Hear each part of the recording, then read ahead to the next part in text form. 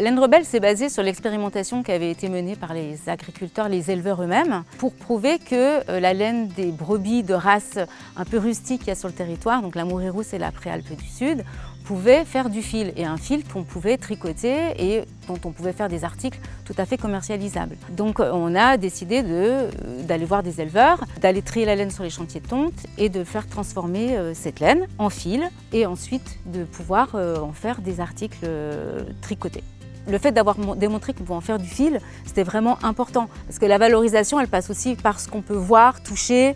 En faire des habits, des accessoires, c'est vraiment ce qu'il y a de mieux pour une matière. Les éleveurs chez qui on va collecter la laine et la trier sont sur le territoire. Donc c'est nos premiers partenaires. Le parc naturel régional, bien sûr, parce qu'on est une association conventionnée. On a aussi la coopérative lainière, dont la plupart des éleveurs sont membres. Leader a permis de financer les services d'une styliste qui nous a permis de créer notre première collection. On a pu commercialiser nos accessoires, donc c'était en 2019. Leader a aussi permis justement de créer un site web, financer du matériel photo, vidéo, pour les shootings, autant pour remettre sur le site web, sur la boutique en ligne, que aussi mettre sur nos réseaux sociaux et se faire connaître. Leader a aussi financé 2 salaires, donc 2 mi-temps pendant 18 mois. L'objectif du projet, c'était aussi de faire le lien sur le territoire avec des personnes qui pourraient tricoter aussi pour nous et bien sûr de pouvoir contribuer aux revenus des éleveurs. Alors pour l'instant, c'est pas beaucoup parce qu'on trie à peu près 1,5 tonne et donc c'est pas énorme quand on connaît la quantité de laine qu'il y a sur le territoire, mais c'est déjà un premier pas et de pouvoir les rémunérer plus. Tous les articles que l'on vend, on les confectionne nous-mêmes dans notre atelier.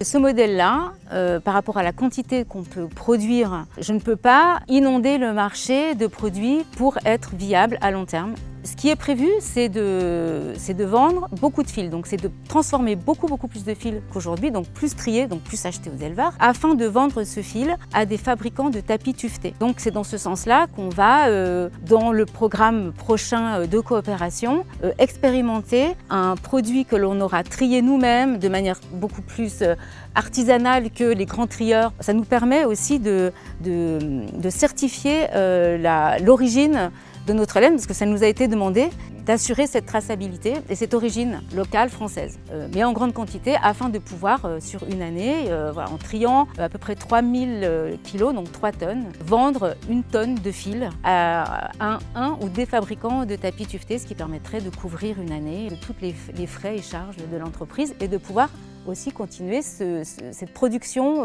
artisanale locale.